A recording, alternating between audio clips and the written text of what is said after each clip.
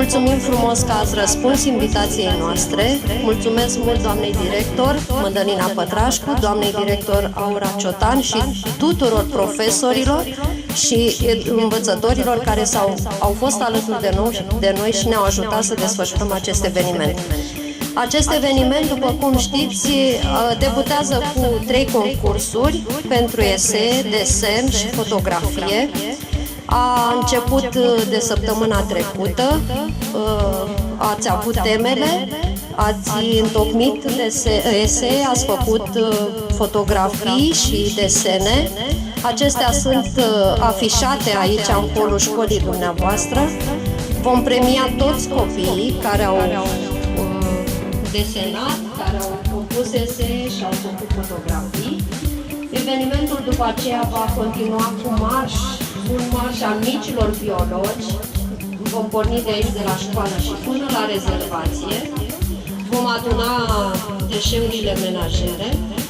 Veți primi fiecare dintre voi tricouri, șepuțe, mănuși, saci, cizme și găleți pentru a aduna aceste deșeuri. Pentru cei mai mari le vom da și greble și lopeți și sperăm să terminăm cu bine acest eveniment. Deci acum desenele dumneavoastră au fost vizionate de domnii profesori, de colegii mei cu care am venit, cu Agenția de Mediu, de la presă, de la Jurnalul Național.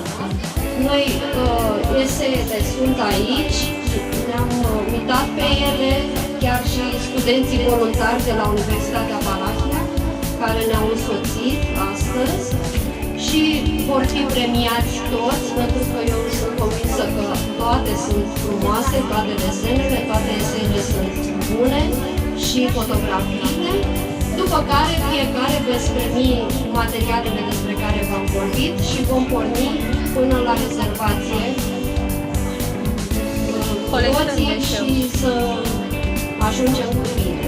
Vă mulțumesc frumos și acum o să cităm și să vă dăm diplome la toți cei care ați făcut desene, ați